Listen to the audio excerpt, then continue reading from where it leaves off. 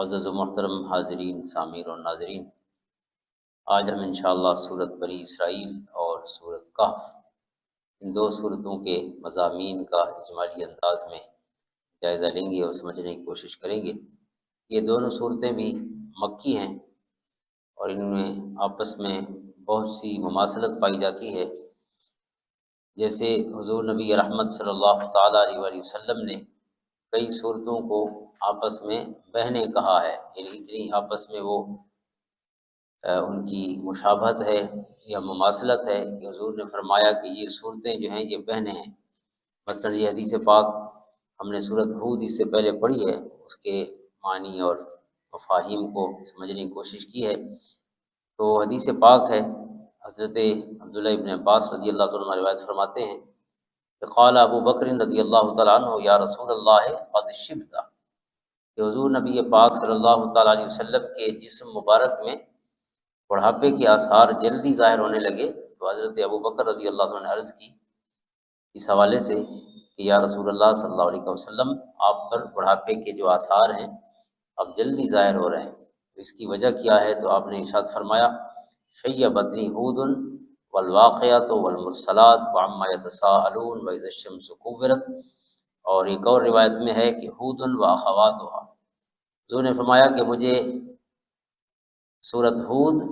اور اس کی بہنوں نے، یعنی اس جیسی دوسری صورتوں نے مجھے بوڑھا کر دیا ہے،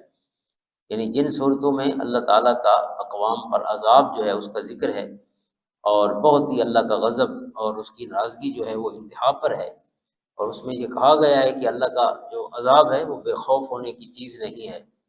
تو آپ نے فرمایا کہ ان صورتوں کی وجہ سے میرا بڑھاپا جلدی آ رہا ہے۔ یہ اللہ کا غضب اور اس کی ناراضگی جو ہے اس کے خوف کی یہ کیفیت اور اثر تھا، اور آپ اپنی امت کے لیے بہت پریشان رہتے تھے، تو اس پریشانی کی وجہ آپ نے قرار دیا اپنے بڑھاپے کو۔ تو ہود و اخواتها، تو بہت سی قرآن کریم میں صورتیں ہیں جو آپس میں ان کی جو مضامین ہیں ان میں بہت ہی مشابہت اور مماثلت ہے۔ تو یہ دونوں صورتیں بھی سورت بنی اسرائیل اور سورت کہف میں بھی بہت ہی مشابہت ہے۔ پہلی مشابہت تو ان کے حجم کی ہے کہ سورت بنی اسرائیل کی آیتیں 111 ہیں اور سورت کہف کی آیتیں 110 ہیں، ایک ہی آیت کا فرق ہے تعداد میں، اور رکوع دونوں کے 12 ہیں۔ سورت بنی اسرائیل کے بھی 12 رکوع ہیں اور کہف کے بھی 12 رکوع ہیں، اور پھر دونوں کا آغاز جو ہے اللہ تعالیٰ کی تسبیح اور حمد سے ہوا ہے، اللہ تعالیٰ کی تعریف، حمد و ثنا سے آغاز ہوا۔ سورت بنی اسرائیل کا آغاز معجزہ معراج کے حوالے سے ہوا ہے، اور پہلا ذکر اس ذات کا ہے کہ جس نے اپنے محبوب کو، اپنے بندہ خاص کو یہ عجیب و غریب سفر کرایا۔ سبحان الذی اسریٰ بعبدہ، پاک ہے وہ ذات۔ تو اللہ تعالیٰ کی سبوحیت سے، اس کی شان کی پاکیزگی کے بیان سے ہی سورت کا آغاز ہوتا ہے کہ پاک ہے وہ ذات اور وہ ہستی جو لے گئی راتوں رات اپنے بندہ خاص کو من المسجد الحرام الی المسجد الاقصی، بلکہ رات کے مختصر سے حصے میں مسجد حرام سے مسجد اقصی، الذی بارکنا حولہ، جس کے ارد گرد ہم نے برکتیں فرمائی ہوئی ہیں، لنریہ من آیاتنا، تاکہ انہیں اپنی نشانیاں دکھائیں، انہ هو السمیع البصیر، بے شک وہ بہت سننے والا، بہت دیکھنے والا ہے۔ تو آغاز جو ہے اللہ تعالیٰ کی حمد و ثنا سے ہے۔ اسی طرح سورت کہف جو اگلی سورہ مبارکہ ہے اس کا آغاز بھی اللہ تعالیٰ کی حمد سے ہے، الحمدللہ الذی انزل علی عبدہ الکتاب ولم یجعل لہ عوجا، تو وہاں بھی اللہ تعالیٰ کی حمد سے ہی آغاز ہے۔ اور دوسرا، اللہ تعالیٰ کی حمد کے بعد دونوں صورتوں میں اللہ تعالیٰ کے بندہ خاص، عبد خاص کا ذکر ہے، یعنی حضور علیہ السلام کا ذکر ہے، توحید کے بعد فوراً ہی رسالت کا ذکر ہے۔ دونوں صورتوں میں یہ ایک مماثلت ہے، اور نسبت عبدیت جو ہے حضور علیہ السلام کی یہ ایک خاص شان رکھتی ہے۔ ویسے تو کسی کو بندہ کہنا، عبد کہنا، عبد کا معنی غلام ہے، بندہ ہے، تو اس میں ظاہراً تو کوئی کمال نظر نہیں آتا، لیکن جب عبد ہو کہا جائے، اللہ کا بندہ، اللہ کا بندہ خاص، تو پھر اس میں کمال ہی کمال ہے۔ اور پھر اس میں ایک کمال کی کیفیت یہ ہے کہ نسبت عبدیت جو ہے یہ عروجی ہے، اور نسبت رسالت نزولی ہے۔ رسول وہ ہوتا ہے جو اللہ سے بندوں کی طرف آئے، اور بندہ وہ ہوتا ہے جو اس دنیا اس عالم سے اللہ کی طرف جائے، ابدیت یہ ہے۔ تو اللہ تعالیٰ نے چونکہ معراج کا ذکر فرمایا، اور معراج کی رات جو ہے اللہ تعالیٰ کا بندہ خاص ہمارے پیارے رسول صلی اللہ علیہ وسلم وہ اس عالم سے، عالم دنیا سے اللہ کے پاس تشریف لے گئے، آسمانوں پہ تشریف لے گئے۔ تو اس وجہ سے یہ عبد کا گویا ارتقاء تھا یا عروج تھا اللہ کی طرف۔ ویسے معراج کا معنی ہی عروج ہے، بلند ہونا ہے۔ معراج سیڑھی کو کہتے ہیں، تو سیڑھی کا کام یہی ہوتا ہے کہ آپ کو نیچے سے اوپر لے جائے، تو آپ کو اس سیڑھی نے اس دنیا میں پہنچایا جس کے لیے اللہ نے فرمایا فَأَوْحَى إِلَىٰ عَبْدِهِ مَا أَوْحَىٰ، یا فَكَانَ قَابَ قَوْسَيْنِ أَوْ أَدْنَىٰ، اس مقام قرب خاص پہ آپ پہنچے۔ تو دونوں صورتوں میں اللہ تعالیٰ کے ذکر مبارک کے بعد حضور علیہ السلام کا ذکر ہے، اور ذکر بھی آپ کی شان عبدیت کے ساتھ ہے۔ یہاں بے عبد ہی فرمایا، اور وہاں الحمدللہ الذی انزل علی عبدہ الکتاب، پاک ہے وہ ذات جس نے اپنے بندے خاص پر کتاب نازل فرمائی۔ تو دوسری نسبت یہ ہے کہ دونوں صورتوں کی جو آخری آیت ہے وہ شرک کی نفی اور توحید کے اس بات سے متعلق ہے، یعنی دونوں کا جو اینڈ ہے، اختتام ہے، گویا آغاز بھی اللہ تعالیٰ کی ذات گرامی کے ذکر سے ہے، اور اختتام بھی اللہ کی ذات اور اس کی توحید سے ہے۔ سورۃ بنی اسرائیل کا اختتام ہے وَقُلِ الْحَمْدُ لِلَّهِ الَّذِي لَمْ يَتَّخِذْ وَلَدًا وَلَمْ يَكُنْ لَهُ شَرِيكٌ فِي الْمُلْكِ وَلَمْ يَكُنْ لَهُ وَلِيٌّ مِّنَ الذُّلِّ وَكَبِّرْهُ تَكْبِيرًا۔ اے محبوب صلی اللہ علیہ وسلم فرما دیجئے، سب تعریفیں اس اللہ کے لیے جس نے کسی کو اپنا بیٹا نہیں بنایا، اور نہ کسی کو اپنے ساتھ شریک بنایا ہے بادشاہی میں، اور نہ ہی کوئی اس کا دوست، اس کا مددگار ہے کمزوری کی وجہ سے، کہ اللہ کمزور ہو اور کسی اور کو اپنی مدد کے لیے رکھ لے۔ وَكَبِّرْهُ تَكْبِيرًا، تو بس اسی کی بڑائی بیان کرتے رہیے جو ہر قسم کے عیب سے پاک ہے۔ اور سورۃ کہف کا اختتام جو ہے وہ اس آیت مبارکہ پر ہے قُلْ إِنَّمَا أَنَا بَشَرٌ مِّثْلُكُمْ يُوحَىٰ إِلَيَّ إِنَّمَا إِلَٰهُكُمْ إِلَٰهٌ وَاحِدٌ فَمَنْ كَانَ يَرْجُو لِقَاءَ رَبِّهِ فَلْيَعْمَلْ عَمَلًا صَالِحًا وَلَا يُشْرِكْ بِعِبَادَةِ رَبِّهِ أَحَدًا۔ تو حضور علیہ السلام کی شان بشریت کو بیان فرمایا، اور آپ کے اللہ تعالیٰ کی وحی کے ساتھ جو آپ کا اعزاز ہے مختص ہونے کا، اس کو بیان فرمایا، اور فرمایا فمن کان یرجو لقاء ربہ، جو اللہ کی ملاقات کی امید رکھتا ہو تو اسے چاہیے کہ عمل صالح کرے، اور اللہ کی عبادت میں کسی کو شریک نہ کرے۔ وحدہ لا شریک ہے تو اسے وحدہ لا شریک ہی مانے، عملی طور پر بھی اور عبادت میں بھی۔ تو دونوں صورتوں کا اختتام اللہ تعالیٰ کی توحید کے بیان پر اور شرک کی نفی پہ ہوا ہے۔ اور پھر دونوں صورتوں میں جو 7واں رکوع ہے دونوں صورتوں کا، اس میں حضرت آدم و حوا علیہ السلام کا قصہ ہے، اور ابلیس کا جو سجدے سے انکار تھا اس کو بیان فرمایا گیا۔ اور اس میں خاص ایک پیغام بھی ہے، اللہ تعالیٰ ہمیں اپنے اور اپنے محبوب علیہ السلام کے احکام کا پابند رکھے، کہ شیطان نے جب سجدہ نہ کیا تو اس کے بعد یہ بھی کہا اللہ کے پاس، وہ شیطان نے ایک قسم کا چیلنج کیا کہ لَأَحْتَنِكَنَّ ذُرِّيَّتَهُ، کہ میں اس کی اولاد کو اکھاڑ پھینکوں گا۔ یعنی یہ تاج کرامت آپ نے مجھے چھوڑ کر ان کو کرامت دی ہے، یعنی ان کو مکرم کیا ہے۔ آگے پھر کہا گیا وَلَقَدْ كَرَّمْنَا بَنِي آدم، ہم نے عزت دی ہے آدم کی اولاد کو۔ تو شیطان کو یہ حسد تھا کہ میری بجائے ان کو عزت کیوں دی گئی ہے، مسجود ان کو کیوں بنایا گیا ملائکہ کا۔ تو اس کے غصے کی وجہ سے اس نے کہا کہ میں ان کی اولاد سے یہ تاج کرامت چھین لوں گا، یعنی انہیں اتنا گرا دوں گا اللہ تعالیٰ کی جو قرب ہے اس سے اور اس اعزاز سے جس کی وجہ سے ان کو یہ عزت ملی ہے، اس سبب سے محروم کر دوں گا۔ تو یہ کہہ کے آیا، تو اللہ تعالیٰ نے اسے فرمایا وَاسْتَفْزِزْ مَنِ اسْتَطَعْتَ، کہ جنہیں کر سکتے ہو گمراہ کرو۔ اللہ نے اس کو کھلی چھٹی دی ہے کہ ٹھیک ہے تم کہتے ہو گمراہ کروں گا تو کرو گمراہ، لیکن ساتھ یہ بھی فرمایا ان عبادی لیس لک علیہم سلطان، سارے تیرے ہاتھ آ جائیں گے لیکن جو میرے بندے ہیں وہ تیرے قابو میں نہیں آئیں۔ تو اللہ کرے کہ ہم اس کے بندے ہوں کہ جو اس کے قابو میں نہیں آتے شیطان کے۔ تو اللہ نے یعنی کن ہستیوں کے بارے میں یہ فرمایا ہے عبادی، کہ میرے بندے جو ہیں ان پر تیرا کوئی بس نہیں چلے گا۔ تو اللہ کرے کہ ہم اس کے بندے ہوں، شیطان کے بندے نہ ہوں۔ ببی کے از کے بریدی و پاک کے پیوستی، برقول دشمن، حضرت شیخ سعدی شیرازی فرماتے ہیں کہ برقول دشمن پیمان دوست بشکستی، ببی کے از کے بریدی و پاک کے پیوستی۔ ہر قدم پہ انسان کو سوچنا چاہیے کہ وہ کس کے قریب ہو رہا ہے اور کس سے دور ہو رہا ہے۔ اس کا یہ قدم اس کو شیطان کے قریب کر رہا ہے یا رحمان کے قریب کر رہا ہے، کیونکہ آخری ٹھکانہ جو ہے وہ اللہ کے پاس ہی سب نے جانا ہے، اس میں کوئی شک نہیں۔ دنیا کی زندگی جو ہے انسان کو کسی دھوکے میں نہ رکھے۔ آج کی ان صورتوں میں بھی دنیا کی زندگی کی پھر مثال ہے کہ وہ کتنی عارضی ہے اور اصل چیز کیا ہے جس کی فکر کرنی چاہیے۔ اور دوسرا اہم مماثلت ہے دونوں صورتوں میں، وہ تصریف آیات کا ذکر ہے۔ اللہ نے دونوں صورتوں میں فرمایا کہ ہم نے اسلوب اور انداز اور منہج بدل بدل کے اپنا پیغام پہنچایا ہے۔ کبھی قصہ سنا کے اللہ نے پیغام پہنچایا، کبھی ڈائریکٹ حکم کے ذریعے پہنچایا، کبھی ڈائریکٹ نہج کے ذریعے پہنچایا، کبھی خالق کائنات نے اچھے لوگوں کی صفات ذکر کر کے اپنا پیغام پہنچایا کہ اچھے لوگ یہ ہوتے ہیں، کبھی کہا کہ اللہ کو جن لوگوں سے محبت ہے ان کی بات سنیں، وہ کن صفتوں والے لوگ ہیں، یعنی مختلف انداز ہیں۔ کبھی کہا کہ اللہ کو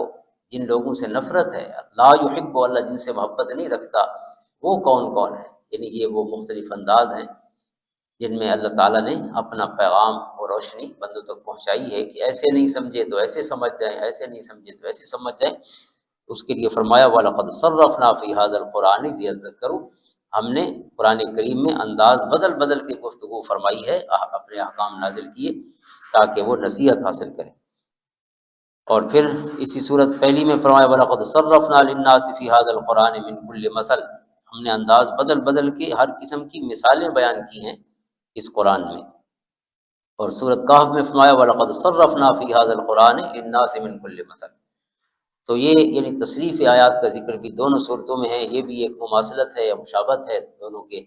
موضوعات میں۔ اور پھر جو ابتلاء و آزمائش میں مومن کا اصل سہارا کیا ہونا چاہیے، اللہ کا کلام، اللہ کی ہدایات ہونی چاہیے، تو اس کا ذکر بھی دونوں صورتوں میں ہے، یعنی قرآن کریم کی طرف متوجہ فرمایا گیا ہے۔ اس سورت بنی اسرائیل میں فرمایا گیا اقم الصلاۃ، کہ جو نماز قائم فرمائیے، اقم الصلاۃ لدلوک الشمس الی غسق اللیل وقرآن الفجر، نماز کا حکم بھی ہے اور فجر کا قرآن جو ہے اس کا خاص طور پہ حکم فرمایا کیا گیا۔ بدکاری سے منع کیا گیا، کسی جان کو بغیر وجہ کے قتل کرنے سے منع کیا گیا، اور پھر یتیم کا مال کھانے سے منع کیا گیا، وعدے نبھانے کا حکم فرمایا گیا، اور جب بھی تولنے یا ماپنے کا معاملہ ہو تو ہمیشہ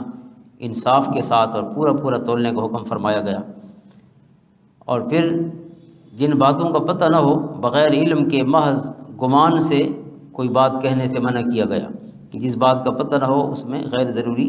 اس بحث میں شریک نہیں ہونا چاہیے۔ پھر اکڑ سے اور فخر سے، غرور سے منع کیا گیا۔ اسی طرح یہ احکام جو ہیں، آخری حکم پھر جو ہے وہ توحید خالص کا ہے، وَلَا تَجْعَلْ مَعَ اللَّهِ إِلَٰهًا آخَرَ فَتُلْقَىٰ فِي جَهَنَّمَ مَلُومًا مَدْحُورًا۔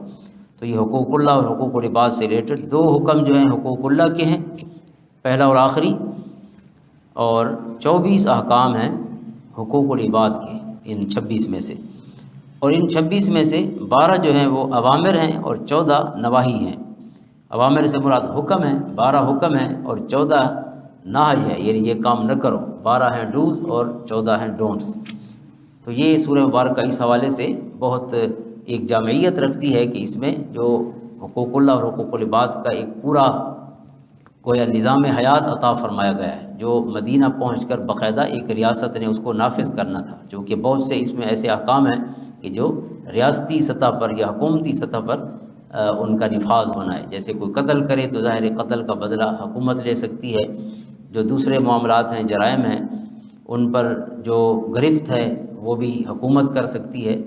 اور کچھ ہیں اپنے ذاتی چیزیں جیسے والدین کے ساتھ حسن سلوک ہے، باقی معاملات ہیں۔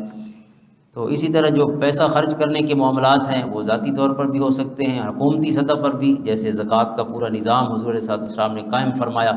اور اسی سے پھر مختلف جو مدیں تھیں جو یہاں بھی بیان ہوئی، مسافر ہیں، یتیم ہیں، مسکین ہیں، ان پر خرچ کرنے کے احکام ارشاد فرمائے گئے۔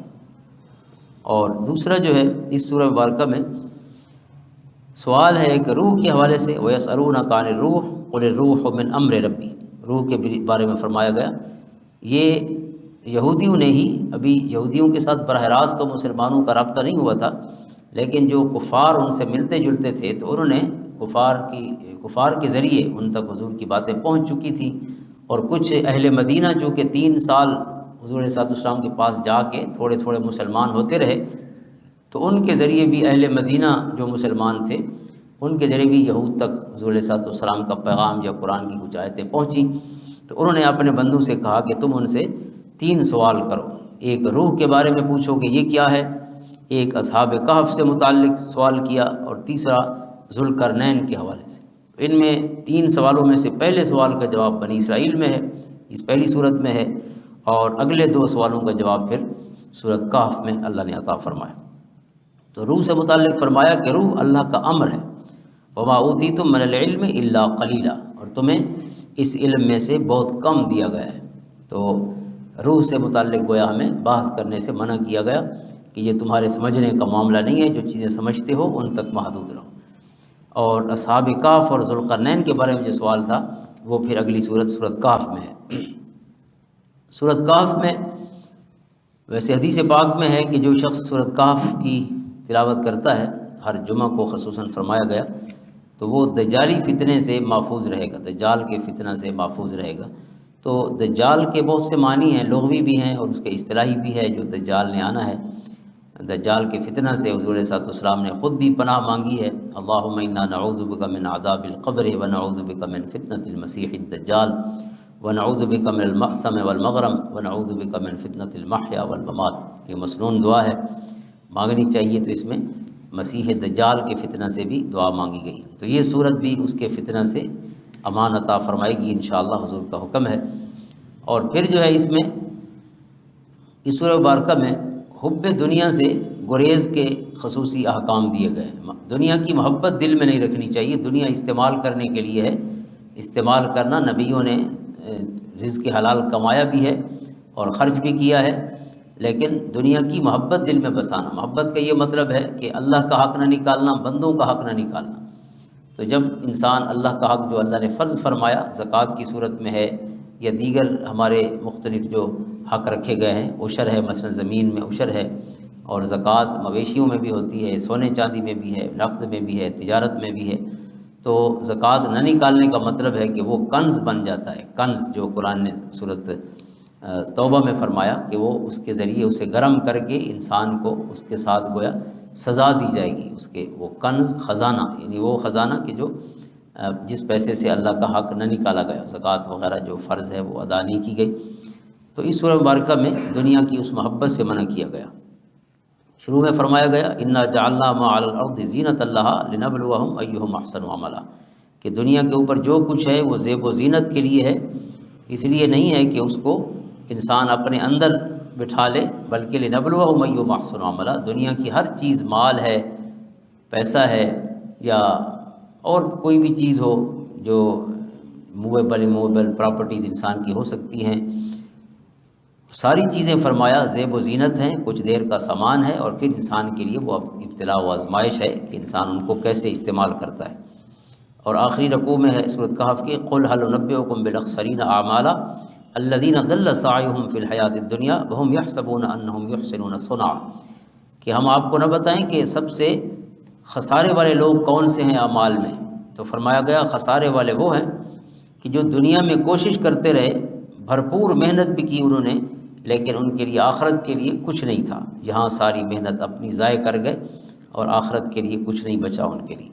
تو پھر ایک مثال بھی دی گئی ہے دنیا کی زندگی، وَاضْرِبْ لَهُم مَثَلَ الْحَيَاةِ الدُّنْيَا كَمَاءٍ أَنزَلْنَاهُ مِنَ السَّمَاءِ فَاخْتَلَطَ بِهِ نَبَاتُ الْأَرْضِ فَأَصْبَحَ هَشِيمًا تَذْرُوهُ الرِّيَاحُ، جیسے سورۃ یونس میں دی گئی تھی کہ دنیا کی زندگی ایسے ہے جیسے بارش برسے اور زمین ہری بھری ہو جائے اور ہر طرف کھیت لہلانے لگیں، اور انسان سمجھے کہ اب یہ میری ہے اور ہمیشہ اس طرح اقتدار رہے گا، لیکن اچانک اللہ کا حکم ہے اور سارے کھیت تباہ ہو جائیں۔ تو یہ دنیا کی زندگی کی مثال ہے کہ لگ رہا ہے کہ ابھی جوانی ہے اور ابھی فلاں فلاں کام ہے، ابھی پیسے آنے والے ہیں، یہ ہے وہ ہے، اور اچانک اللہ کا فیصلہ آ جائے۔ ابھی پچھلے دنوں ایک صاحب فوت ہوئے کہ وہ مغرب کے وقت کھانا کھا رہے تھے، ہمارے ادھر ڈیرہ اسماعیل خان کا ہی واقعہ ہے۔ تو ایک روٹی کھائی اور جو دوسری روٹی تھی اس کا لقمہ منہ میں ڈالا اور پھر نہ چبا پائے اور نہ نگل پائے، بچوں نے آخر وہ لقمہ باہر نکالا۔ تو اللہ کا حکم تو کسی وقت بھی آ سکتا ہے، اتاہ امرنا لیلا و نہارا، دن کو آ جائے رات کو آ جائے، اللہ کا حکم کسی وقت بھی۔ تو دنیا کی زندگی پر اس طرح بھروسہ کرنا کہ انسان اللہ کے حقوق بھی ادا نہ کرے، بندوں کے حقوق بھی ادا نہ کرے، اور ہر چیز جو ہے اس کو جیسے پینڈنگ رکھا جاتا ہے، ہر چیز پینڈنگ ہے، کسی کے پیسے دینے ہیں کوئی پتہ نہیں کس کے دینے ہیں، کس سے لینے ہیں، نہ بچوں کو بتایا ہے، نہ بیوی کو پتہ ہے، پوری اپنی زندگی کو ایک مہمہ بنا کے رکھا ہوا ہے۔ تو اس لیے وصیت بھی لکھ کے رکھنی چاہیے، اپنی جو لین دین ہے وہ معاملات کلیئر رکھنے چاہیے، 2 نمبر ہونا بھی نہیں چاہیے اور 2 نمبروں سے تعلق بھی نہیں رکھنا چاہیے، اور اپنے معاملے کو فقط وہ پہ عمل کرتے ہوئے ہر چیز کو کلیئرٹی کے ساتھ، وضاحت کے ساتھ، تاکہ ہم جب اچانک اللہ کا فیصلہ آ جائے تو پھر پیچھے جھگڑے چھوڑ کے نہ جائیں، اپنے بچوں کے لیے، گھر والوں کے لیے سکون چھوڑ کے جائیں۔ وہ کہیں گے کہ فلاں نے پیسے دینے ہیں، بابا نے بتایا نہیں ہے کہ اس نے دینے ہیں یا لینے ہیں یا کیا معاملہ ہے، پیچھے کئی سال تک وہ جھگڑے چلتے رہے۔ تو اس وجہ سے ہمیں ہوشیار کیا گیا بار بار کہ زندگی پر یہ بھروسہ نہ کرو کہ وہ کل بتائیں گے اور فلاں دن کریں گے، لکھ لیں گے۔ فرمایا نہیں، ابھی لکھو، کام ختم کرو، اس کا فیصلہ کبھی بھی آ سکتا ہے۔ اور یہ فیصلہ کہ المال والبنون زینت الحیات الدنیا، جیسے شروع میں فرمایا انا جعلنا مع الارض زینت اللہ، تو درمیان میں فرمایا المال والبنون زینت الحیات الدنیا، مال بھی اور بیٹے بھی یہ سب دنیا کی زندگی کی زینت ہے، یعنی یہیں ہر چیز نے رہ جانا ہے، پیسے نے بھی، بچے، سر کوئی یہیں رہے گا، اللہ کے پاس آپ کے ساتھ جو جائے گا وہ والباقیات الصالحات خیر عند ربک ثوابا وخیر عملا، جو نیکیاں ہیں فرمایا یہ باقی رہنے والی ہیں، یہ اللہ کے پاس تک آپ کو پہنچائیں گی، قبر میں جا کر، حشر میں جا کر جس چیز نے ثواب اور جس سے امید رکھنی چاہیے، جو فائدہ دینے والی ہے، وہ انسان کے اعمال ہیں کہ جو قبر میں اس کے ساتھ ہوں گے۔ اور پھر اس سورہ مبارکہ میں جو واقعات جیسے عرض کیا ہے کہ 2 سوال تھے اصحاب کہف اور ذوالقرنین کا، ویسے سورۃ کہف میں اور واقعات بھی ہیں۔ ایک واقعہ تو اصحاب کہف کا سوال کیا تھا یہود کے ذریعے، یعنی حضور تک پہنچا تھا، اور دوسرا ذوالقرنین کا۔ اصحاب کہف جو ہے یہ پرانے زمانے میں نیک لوگ تھے، اولیاء تھے، اور بادشاہ نے ان کو تنگ کیا اور ان کو اپنی توحید کی بجائے شرک کی طرف راغب کرنے کی کوشش کی، ورنہ ان کو خطرہ تھا کہ ہمیں سزا دے گا، تو لہٰذا یہ اپنا وطن، اپنی جو جگہ تھی جہاں پہ رہتے تھے اسے چھوڑ گئے اپنا دین بچانے کے لیے۔ اور کہف ویسے غار کو کہتے ہیں، اصحاب کہف غار والے، تو یہ غار میں جا کے سستائے اور انہوں نے کچھ دیر آرام کرنے کے لیے وہاں ٹھکانہ اور پڑاؤ کیا، لیکن ان کا آرام جو ہے اللہ تعالیٰ فرماتا ہے وہ تقریباً 309 سال تک جاری رہا۔ لوگوں میں یہ مشہور تھا 309 سال، یعنی وہ پھر سوئے تو بس سوئے ہی رہے۔ اللہ فرماتا ہے ہم نے پھر ان پر یہ کرم فرمایا کہ جب وہ لیٹے ہوئے تھے غار میں تو وَتَرَى الشَّمْسَ إِذَا طَلَعَتْ تَزَاوَرُ عَنْ كَهْفِهِمْ ذَاتَ الْيَمِينِ وَإِذَا غَرَبَتْ تَخْرِجُهُمْ ذَاتَ الشِّمَالِ وَهُمْ فِي فَجْوَةٍ مِّنْهُ، کہ ہم نے سورج کو کہا، چونکہ جو غار کا دہانہ تھا سورج ڈوبتے ہوئے یا طلوع ہوتے ہوئے وہ ایسا زاویہ بنتا تھا کہ غار کے اندر دھوپ جاتی، جس کی وجہ سے وہ ڈسٹرب ہو سکتے تھے۔ تو اللہ فرماتا ہے کہ یہ جتنے سال سوئے رہے ہم نے سورج کا راستہ بدل دیا، کہ آپ ایسے ابھریں اور ایسے غروب ہوں کہ غار کے اندر روشنی نہ جائے، تاکہ وہ غار میں سونے والے ڈسٹرب نہ ہو۔ یہ اللہ کے بندے تھے جو دین کی خاطر جنہوں نے ہجرت کی تھی، تو اللہ تعالیٰ نے ان کے لیے گویا اپنا قدرت کا نظام ہی بدل دیا تھا، اور فرمایا وہ بھی تھے اور ساتھ ان کا ایک کتا بھی تھا، تو اللہ نے سب کو محفوظ رکھا۔ اب یہ کتنے تھے؟ آخر میں فرمایا کوئی لوگ کہتے ہیں 3 تھے، کوئی کہتے ہیں 5 تھے، اور کوئی کہتے ہیں 7 تھے، اور 8واں ان کا کتا تھا۔ تو اللہ تعالیٰ نے 8 اس 7 پہ ہی بات ختم فرمائی ہے، تو علماء فرماتے ہیں کہ غالب قول یہی ہے کہ وہ 7 ہی تھے، چونکہ پہلے 2 جو قول اللہ نے بیان فرمائے ان میں رجمم بالغیب فرمایا کہ یہ ان کے اندازے ہیں، جبکہ 7ویں کے بعد اللہ نے اندازے کی بات نہیں کی، تو اس کا مطلب ہے کہ وہ اللہ کے علم میں جو ہے وہ 7 ہی ہے۔ اب اللہ تعالیٰ نے جس طرح ان کو زندہ رکھا اور باقی رکھا، ان کے کتے کو بھی اسی طرح رکھا، وہ بھی غار کے دہانے پہ بیٹھا رہا۔ وَقَلْبُهُمْ بَاسِطٌ ذِرَاعَيْهِ بِالْوَسِيطِ، جیسے بیٹھنے کا انداز ہوتا ہے کہ وہ اپنے بازو اور ہاتھ پھیلا کر غار کے دہانے پہ بیٹھا رہا۔ اب جس طرح یہ سورج ابھرتا اور غروب ہوتا تو ان کی غار کا جو دروازہ ہے، دہانہ تھا جہاں سے دھوپ جا سکتی تھی، تو سورج نے اپنے راستہ تبدیل کیے رکھا۔ فرمایا جب کئی سو سال بعد وہ ایک دن اٹھے تو وَكَذَلِكَ بَعَثْنَاهُمْ لِيَتَسَاءَلُوا بَيْنَهُمْ، اٹھے اور ایک دوسرے سے حال احوال پوچھنے لگے، اور ایک نے کہا کہ کتنا سوئے ہوں گے تو دوسرے نے کہا کہ لبثنا یومن و بعد یومن، کہ ایک دن ہوگا یا دن کا کچھ حصہ، کیونکہ جب گئے تھے غار میں صبح کا ٹائم تھا، جب اٹھے تو ویسے قرآن میں ذکر نہیں ہے لیکن علماء نے پھر مزید جو روایات ہیں ان کی روشنی میں کہا ہے کہ جب اٹھے تو یہ عصر کے قریب کا ٹائم تھا، تو انہیں یہی سمجھا کہ وہی دن ہے جس دن صبح سوئے تھے، لیکن یہ دن وہ نہیں تھا، 300 سال گزر چکے تھے۔ تو پھر انہوں نے کہا کہ جاؤ ذرا پیسے لے کے بازار سے کچھ کھانے پینے کی چیز لے آؤ، فَبَعَثُوا أَحَدَكُمْ بِوَارِقِكُمْ هَٰذِهِ إِلَى الْمَدِينَةِ، شہر کی طرف بندہ بھیجا پیسے دے کے، چاندی کے ان کے پاس پیسے تھے۔ اب بندہ جب بازار پہنچا تو انہوں نے کہا کہ یہ پیسے کہاں سے لائے ہو، یہ بادشاہ تو 300 سال پہلے ہوتا تھا، اب تو زمانہ بدل گیا ہے، اب تو حکومتیں بدل گئی ہیں اور یہ کرنسی بدل چکی ہے، بادشاہ بھی اور ہے اور سکے بھی اور ہیں۔ تو پھر جا کے انہیں پتہ چلا کہ اچھا ہم تو اتنی دیر سو گیا ہے۔ تو یہ اللہ تعالیٰ کی قدرت کے جو مختلف مظاہرے ہیں ان کا ایک حصہ تھا۔ تو اللہ تعالیٰ نے پھر اس یہود کی طرف سے جو سوال پہنچا تھا تو اس کا یہ جواب ارشاد فرمایا۔ اور دوسرا سوال تھا ذوالقرنین کے بارے میں۔ ویسے تو ذوالقرنین، قرن سینگ کو کہتے ہیں، 2 سینگوں والا۔ تو اللہ تعالیٰ نے ایک بادشاہ کا ذکر کیا ہے کہ جس کی حکومت مغرب میں بھی تھی، جہاں سورج طلوع ہوتا ہے، یعنی جہاں سے دن کا آغاز ہوتا ہے، مشرق سے لے کر مغرب تک، غروب ہونے تک اس کی حکومت تھی، اور دائیں بائیں بھی، شمال جنوب بھی حکومت تھی۔ تو اس کے حوالے سے مختلف اقوال ہیں کہ ذوالقرنین تھا کون۔ تو کسی نے سکندر اعظم کہا، لیکن ظاہر ہے سکندر اعظم مشرق و مغرب تک نہیں پہنچا تھا، اس کی کم حکومت تھی۔ ایک سائرس یونان کا گزرا ہے 500 کچھ قبل مسیح میں، اس کے لیے ہمارے کئی محدثین نے، مفسرین نے لکھا ہے، لیکن ہمارے جدید دور کے جو مفسرین ہیں انہوں نے زیادہ تر اس کو حضرت سلیمان علیہ السلام ہی قرار دیا ہے، کہ جو صفات یہاں پہ بیان فرمائی گئی ہیں ذوالقرنین کی، ان صفات پر صرف حضرت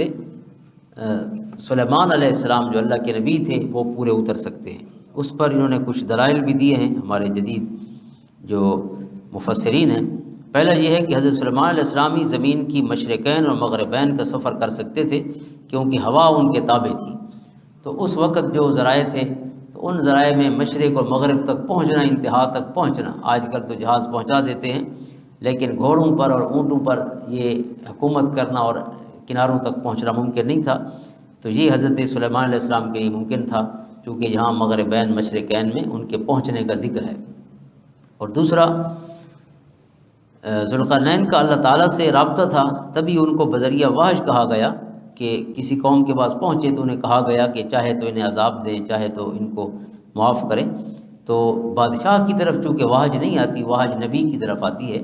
تو اس لیے انہوں نے کہا کہ ذوالقرنین پھر حضرت سلیمان علیہ السلام ہی ہوں گے، چونکہ ان کی حکومت ہی ہر جگہ قائم تھی۔ اور اس طرح اور بہت سے دلائل بھی بیان کیے گئے ہیں۔ ایک یہ ہے کہ سلیمان علیہ السلام پھر ایک جگہ پہنچے، یاجوج ماجوج کی قوم سے بچاؤ کے لیے آپ نے ایک دیوار بنائی، جس کا ذکر ہے قرآن کریم میں، کہ ایک جگہ وہ پہنچے اور وہاں انہوں نے دیکھا کہ جو مقامی لوگ تھے ان کی بات انہیں سمجھ نہیں آتی تھی۔ تو یہ بھی ساتھ وضاحت ہے کہ ان کی بات وہ نہیں سمجھتے تھے، لیکن حضرت سلیمان علیہ السلام نے ان سے بات کی ہے۔ تو اس پہ بھی علماء نے کہا کہ جو بات نہیں سمجھ رہے تھے تو حضرت سلیمان نے کیوں سمجھی، چونکہ نبی جو ہے وہ اپنی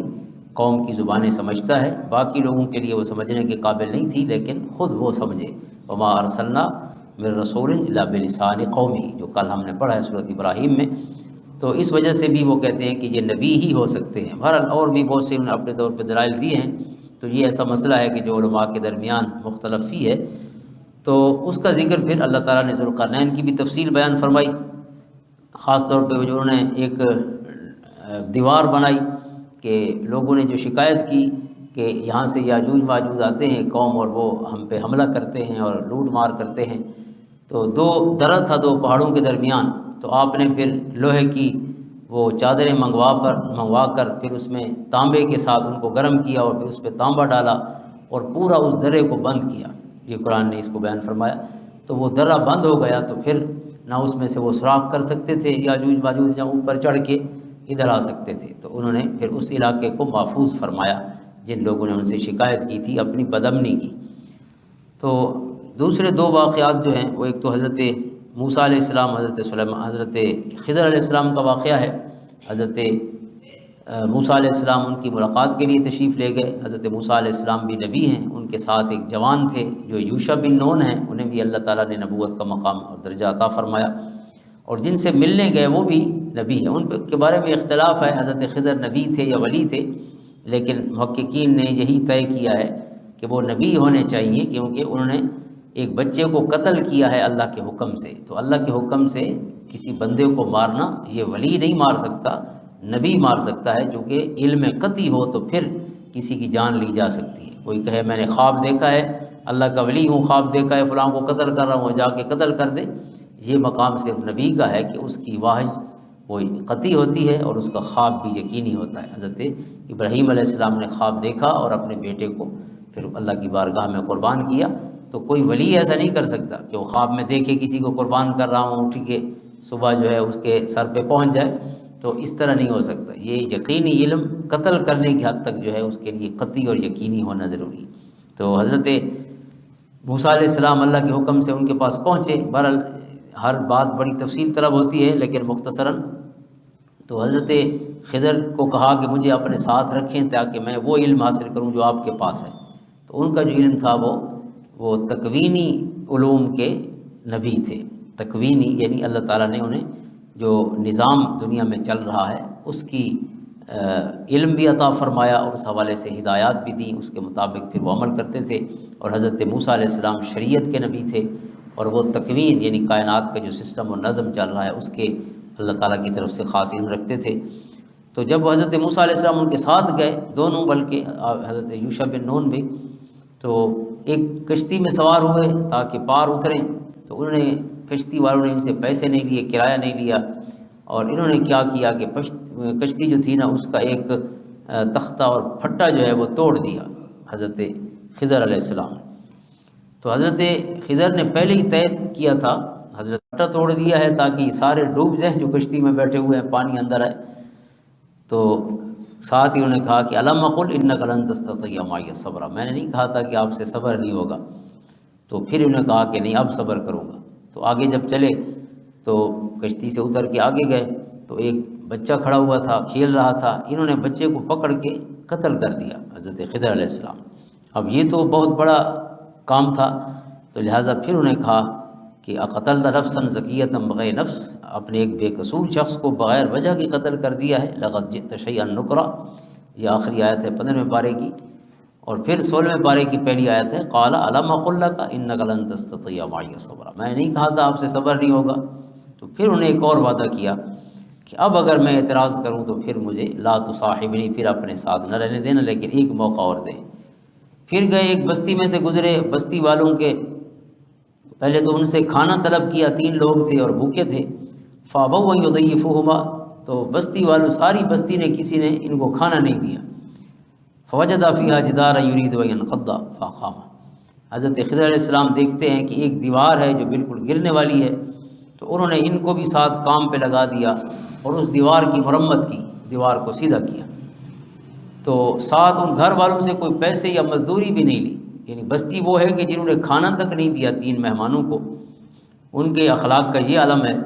اور آپ جو ہیں ان کی فری میں خدمت کر کے ان کی دیواریں مرمت کر رہے ہیں۔ تو حضرت موسیٰ نے پھر آپ سے صبر نہیں ہوا، آپ نے فرمایا لو شئت لاتخذت علیہ اجرا، کہ چلو اور کچھ نہ کرتے تو ان سے مزدوری تو لے لیتے، سارا دن ہم سے بھی محنت کروائی اور خود بھی کی ہے۔ تو پھر حضرت خضر نے کہا ھذا فراق بینی و بینی، اب آپ کے اور میرے درمیان فراق ہے، اب آپ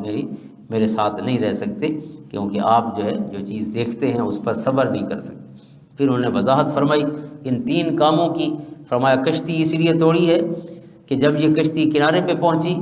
تو جیسے ہمارے ہاں ہوتا ہے الیکشن کے موسم میں کہ پولیس گاڑیاں پکڑ رہی ہوتی ہے، تو اس وقت بادشاہ بیٹھا تھا، اور جو اچھی کشتی آتی، بادشاہ کی کوئی اس طرح کی فٹیگ تھی تو اس کے لیے وہ اچھی کشتیاں ساری اپنے قبضے میں لے رہا تھا، اس کے بندے بیٹھے تھے۔ تو فرمایا میں نے اس لیے پھٹا اس کا توڑ دیا ہے تاکہ یہ بادشاہ کو پسند نہ آئے، یہ ٹوٹی ہوئی ہے، لہٰذا ان بیچاروں کا فائدہ ہو جاتا کہ اس سے ان کی کمائی ہے۔ تو وہ اللہ کا حکم یہ تھا کہ ان کی یہ کمائی کا سلسلہ جاری رہے اور بادشاہ جو ہے وہ چھین نہ لے ان سے، تو اگر ٹھیک ہوتی تو چھن جاتی، عیب دار تھی تو اس لیے بچ گئی۔ دوسرا،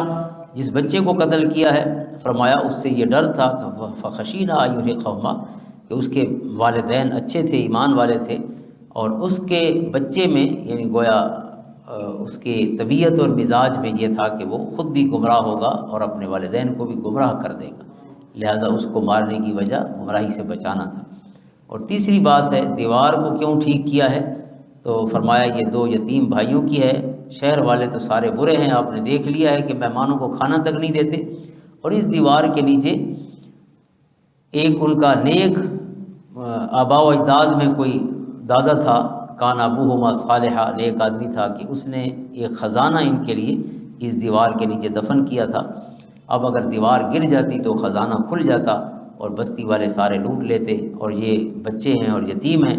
تو لہٰذا اس لیے ہم نے اللہ کے حکم سے دیوار کو کھڑا کیا تاکہ دیوار کھڑی رہے جب تک یہ جوان یبلغا شدہما، یہ جوان نہیں ہو جاتے اور اپنے ہاتھوں سے وہ خزانہ نہیں نکالتے، اس وقت تک کہیں یہ لوٹے نہ جائے۔ تو یہ اللہ تعالیٰ کے ہر کام میں حکمتیں ہوتی ہیں، اور وہی سمجھتا ہے یا وہ سمجھتے ہیں جن کو اللہ تعالیٰ نے یہ علم عطا فرمایا ہو۔ تو یہ چند واقعات ہیں۔ ایک اور واقعہ بھی ہے 2 شخصوں کا اسی سورہ مبارکہ میں، سورۃ کہف میں،